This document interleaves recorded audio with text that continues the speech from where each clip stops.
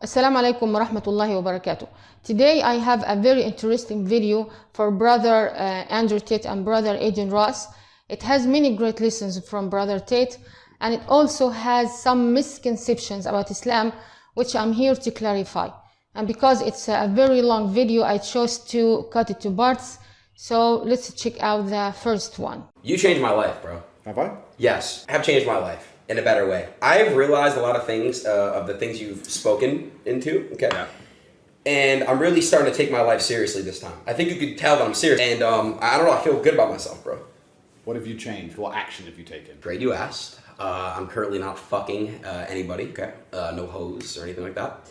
I'm celibate. Okay, that was a very great lesson that Mr. Tate gave to Adin. Noticing it was the first thing that Adin mentioned in the process of his self-improvement. And I can say that random sex or sex addiction or prostitution in different dresses is one of the biggest problems for many youth in our time. That's why quitting was one of the reasons that make Adin say, I feel good about myself now. I don't advocate for that. What do you mean? There's nothing wrong with fucking bitches. You told me I'm not supposed to fuck girls. No, I said you're supposed to stay away from degeneracy, but you can still get like 4 wives. Oh, okay. Well, so I can still fuck, like, girls? You can have 4 wives, yeah, of course. How many wives do you have? 4. You got 4 girls. 4 wives. Why? Sorry, I didn't mean to disrespect. It's fine. Sorry. But no, I'm not saying, I've never actually, let's make this clear. I say avoid degeneracy as a whole, but I don't advocate for avoiding sexual... Hold on. Now what Mr. Tate says makes me feel as if Islam took zina and put it in halal or legal frame and limited it to only 4 women. And this is completely wrong. This is completely not what Islam came with. As zina in Islam is just an absolute or pure sexual intercourse.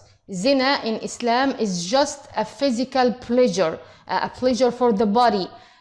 Zina in Islam is just having sex. Zina in Islam is just lust fulfillment. It's inhuman. It's humiliating thing. It's an offensive thing. It's degrading thing. A mean thing to do to yourself or to somebody. Mostly there is no heart in zina. Only bodies having sex. That's why Allah subhanahu wa ta'ala prohibited zina, because it's inhuman thing. And I mentioned before in my videos for many times that the center of our humanity is the heart. And if the heart's out of this interaction, then it's not human thing. Zina is not an honorable thing.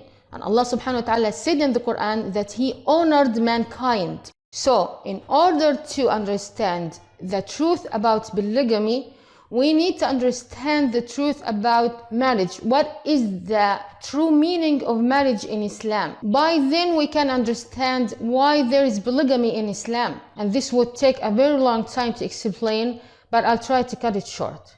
Simply, marriage in Islam is to have a spouse, a life partner, to share with the emotion of true love. And a man can't truly love but only one woman, and a woman can't truly love but only one man. And actually this is what you, Brother Tate, said in one of your videos, that a man can't truly love but only one woman even if he has many. So if this is marriage, when does Islam permit polygamy?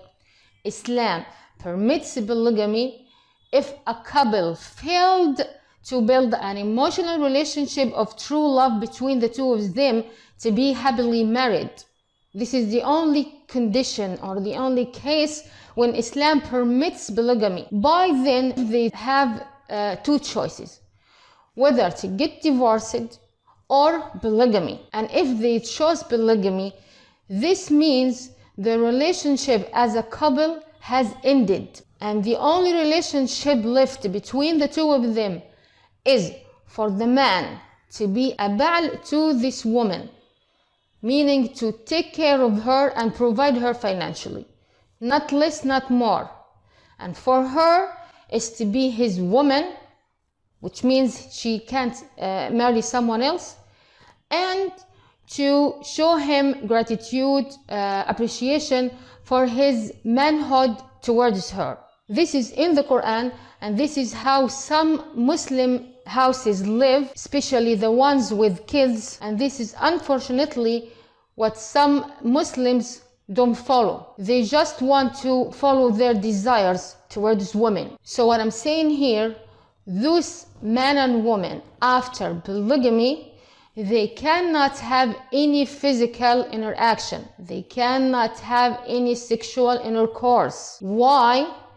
Because there is no love, there is no passion left between them. They're not a couple anymore. Because what happens, or what should happen between any couple, that any physical interaction between them must be based on the heart, on love. This is what makes it different from zina. The heart is the cause of any physical interaction between the couple, and it's also the leader during this interaction, to be basically making love, not only having sex. This is how Allah subhanahu wa ta'ala honored mankind. This is the kind of marriage that Allah subhanahu wa ta'ala wills for humanity. This is the kind of relationship that Allah subhanahu wa ta'ala wills between a man and a woman. Otherwise, it would be exactly like zina that Allah subhanahu wa ta'ala prohibited. So what I'm saying, brother, marriage in Islam is repose, is affection, mercy, love. This is what Allah subhanahu wa ta'ala actually mentioned in the Quran. Marriage is to take your wife as a home for you, and she takes you as a home for her. And Allah subhanahu wa ta'ala will make between the two of you affection and mercy. This is in the Quran where Allah subhanahu wa ta'ala said, وَمِنْ آيَاتِهِ أَنْ خَلَقَ لَكُم مِّنْ أَنفُسِكُمْ أَزْوَاجًا لِتَسْكُنُوا إِلَيْهَا وَجَعَلَ بَيْنَكُم مَّوَدَّةً وَرَحْمَةً إِنَّ فِي ذَلِكَ لَآيَاتٍ لِقَوْمٍ يَتَفَكَّرُونَ. And actually, polygamy in Islam is the maximum for women, and only one of them would be called a wife. The rest would be called women. Women that, as I said before, he's just taken care of, especially if he has kids from them. And actually, brother Tate, Allah subhanahu wa ta'ala, in the same verse he permitted polygamy, he also said that you can't have but only one wife if you feared to cause injustice to any woman. And last, I'd like to say that if a man truly loves a woman, he can't stand seeing her with another man, and same is woman. If a woman truly loved a man, she can't stand seeing him with another woman, and vice versa. If she doesn't truly love her man, wallahi, she would never be affected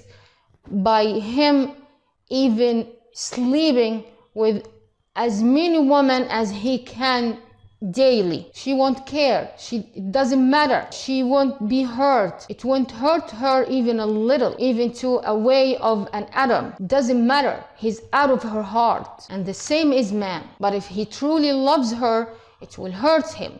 And if she truly loves him, it will hurt her even more, even much more. Allah subhanahu wa ta'ala created us, males and females, and He knows, Allah subhanahu wa ta'ala, how our hearts work.